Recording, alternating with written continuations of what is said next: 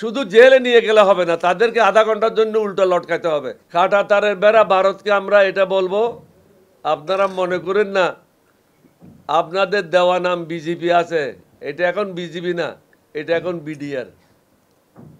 সুতরাং কোনো অন্যায় কাজ এই দেশের 18 কোটি মানুষ মেনে নেবে না।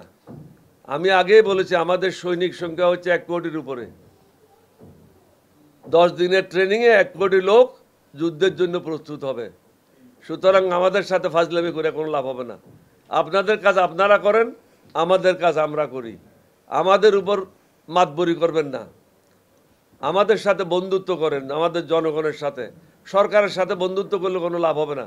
সরকার আসবে, সরকার যাবে, জনগণের সাথে সম্পর্ক করেন। ভারতের পেঁয়াজ এবং চাউল ছাড়া দিব্যি ভালোই চলছে বাংলাদেশ, কোনো অসুবিধা তো হচ্ছে না। ভারতের মুরগি ছাড়া তো বাংলাদেশ চলছে, ভারতের গরু ছাড়া তো বাংলাদেশ চলছে। সুতরাং ভারত থেকে আর গরু, মুরগি, আন্ডা এগুলি আনার কোনো প্রয়োজন নাই, চাউল আনার প্রয়োজন নাই। বিকল্প রাস্তা খুঁজে নেন, পেঁয়াজ আনার দরকার নাই। নিজের দেশে উৎপাদন বাড়ান, চাষাদের কৃষকদেরকে বলবো নিজের দেশে উৎপাদন বাড়ান। জাপান যদি 6 গুণ বেশি উৎপাদন করতে পারে, আমরা 2 গুণ বেশি কেন উৎপাদন করতে পারবো না?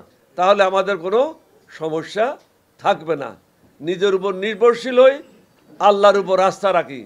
আল্লাহর উপর যদি আস্থা থাকে, আমার রসুলের উপর যদি বিশ্বাস করি, তাহলে আমাদের কোনো সমস্যা থাকবে না ইনশাল্লাহ। জামায়াতের আমির বলেছেন ওনারাই দেশপ্রেমিক এবং আর্মি দেশপ্রেমিক। তা আমাকে জিজ্ঞাসা করলো আপনি কি দেশপ্রেমিক না? আপনি তো মুক্তিযুদ্ধ শুরু করেছেন। আমি তাকে উত্তর দিলাম প্রত্যেকটা জিনিসের উত্তর দিতে হয় না। জাতীয় রাজনীতি করতে গেলে অনেক জিনিসগুলি নীরবে সহ্য করতে হয়।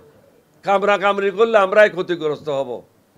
সরকার যারা আছে তাদের ক্ষমতা দীর্ঘায়িত হবে এবং হাসিনা ফিরে আসার পথ সুগম হবে। হাসিনা মানে হাসিনার লোটা বাহিনীরা আবার ফিরে আসবে।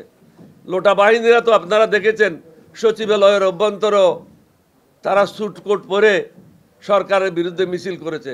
এই সাহস পায় কোথায়?